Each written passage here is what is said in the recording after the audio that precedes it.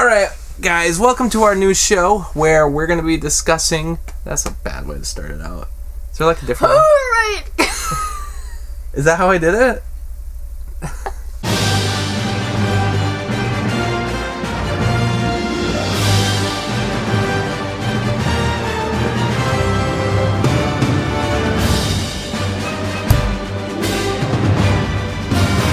This is the new show where we're going to be going through the Marvel Cinematic Universe. I feel like I've done this several times myself. We've done it for the Cinema Swamp. We talked about each individual movie. I've definitely brought it up more than once in all of my videos, and I've even done full-on initial reactions to a lot of the more recent MCU stuff. So we get a lot of Marvel over at this channel, but interestingly enough, my girlfriend, Stella, has actually not seen the Marvel Cinematic Universe to a point.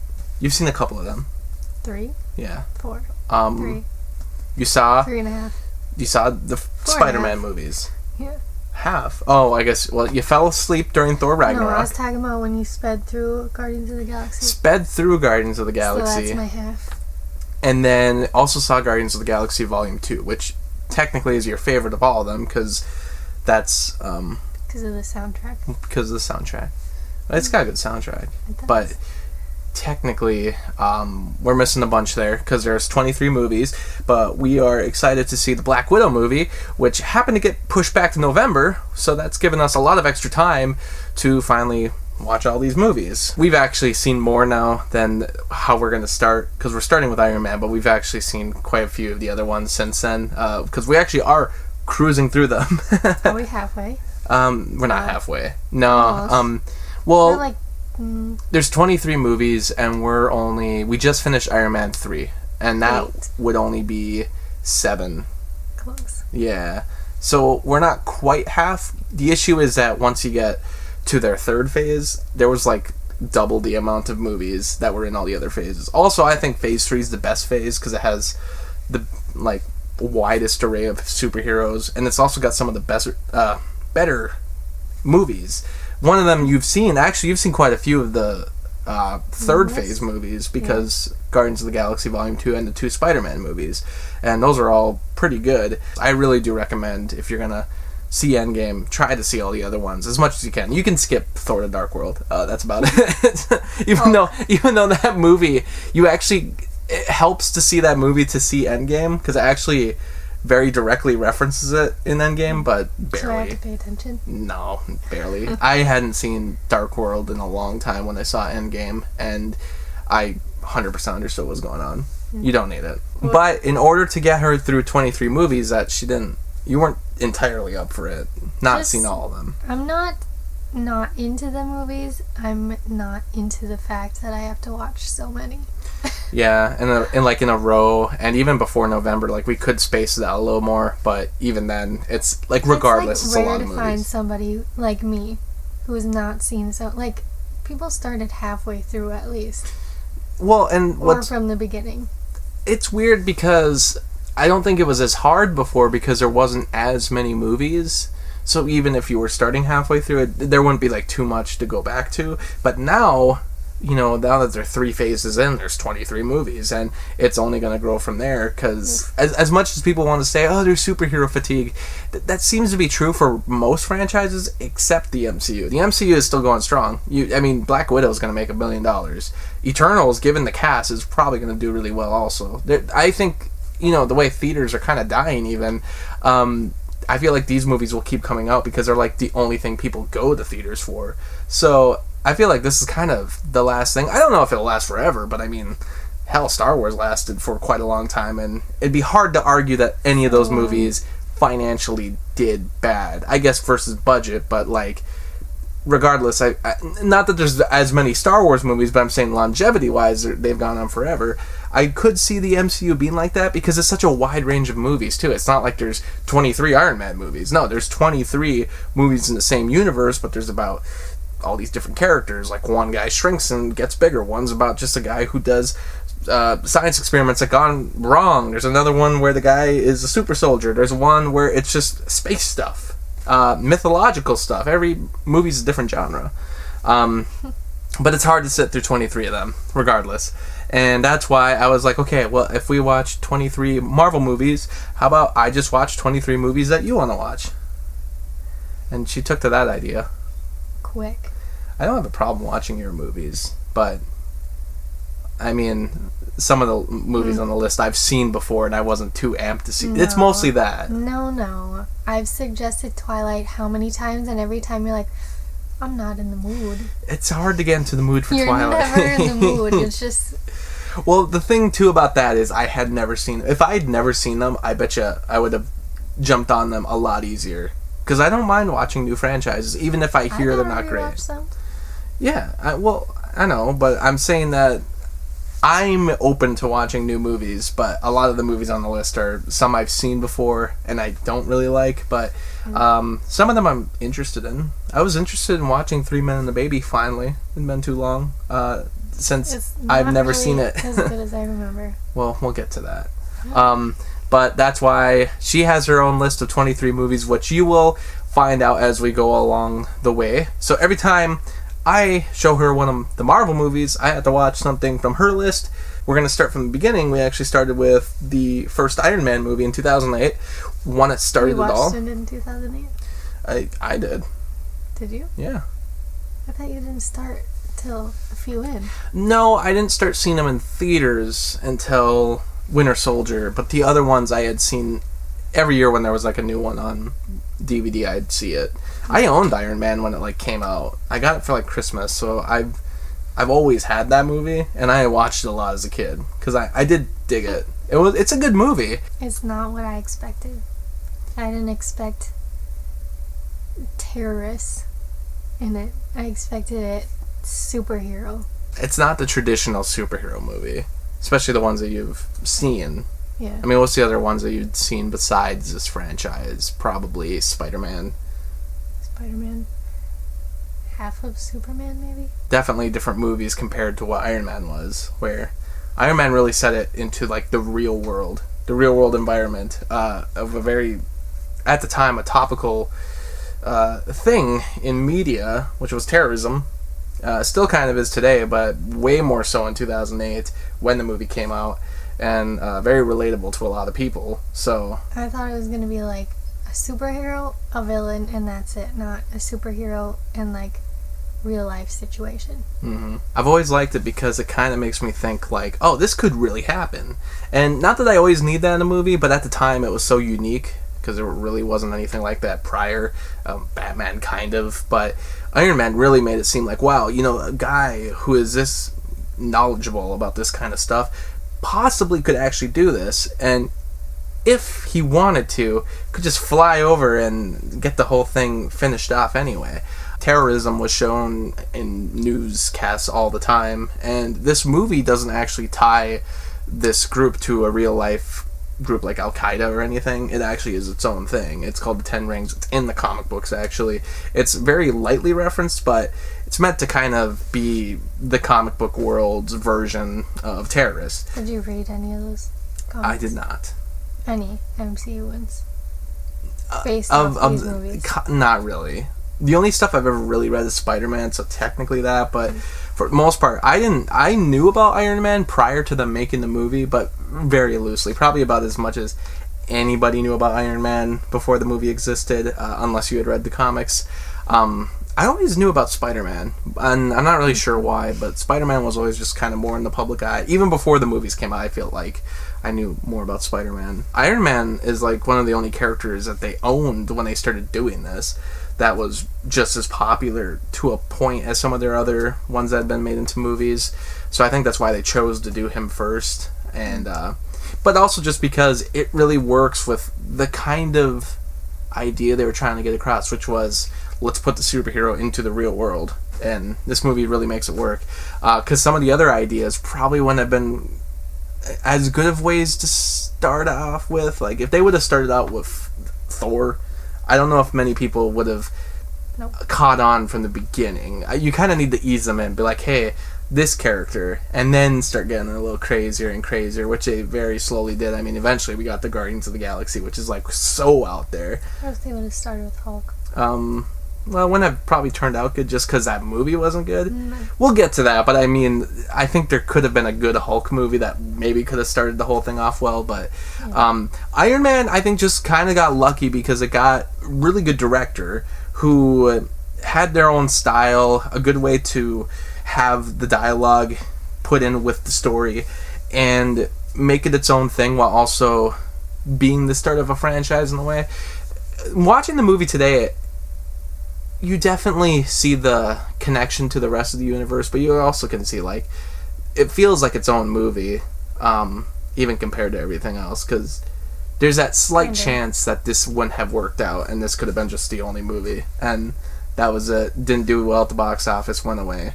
And probably would have stood out really unique then, because just because of its sort of indie feel that it has, and the way that the characters interact, because it is very, even compared to how many movies exist nowadays that are based on superheroes, it's still very unique dialogue and characters. I didn't think I would like him. I was worried that you wouldn't like Tony Stark, and I thought you might not like his snarky attitude. His Starky attitude. You said that before. Yeah. I didn't think you'd like his sarcasm. And I thought you might think he's a bit of a dick. And if that were to happen, I was like, you won't like the movie then. You probably won't like his other movies. And you might not like a lot of the MCU movies, because he's in a lot of them. Yeah. But you really liked him. I guess I probably oversold how much he was going to be a dick. I don't know. He's not bad. He's great. Yeah. No, I really like him. And I like his personality. Even though it's like, to a point, I'm like, I don't, in the real world, if this kind of person exists, I'd be like, get away from me. But I don't know how he maintains a relationship. I think she just puts up with a lot. It's kind of meant to be the back and forth, like, you act this way, and I'm just like, yeah, he is who he is. What did you think of Gwyneth Paltrow in the movie? She wasn't in it very much. Mm-mm. And that becomes a recurring theme throughout all the movies. She's fine, but... I mean, you've even seen now Iron Man 3 and 2 and Avengers, and even in all those movies. And you've seen Spider-Man, and she was barely in that. But all the other ones that you've seen now where she's a little more prominent, she's still barely in them. Mm. I would say her largest role probably would be the second one. But even then, there's not much to it. I mean, she wasn't even supposed to be in the Avengers. That was just kind of a... From what I understood, I think that was like a last-second decision, and she was put into the movie. Mm-hmm. But, yeah, for the most part, she doesn't do much for the franchise, which is a little too bad. I don't know. I think it would have been great if they would have introduced certain things a little earlier with the movies that she does by the end, like the very, very end. What did you think of the villain of the movie? If you even remember. Obadiah Stane, who plays... No, I didn't like it.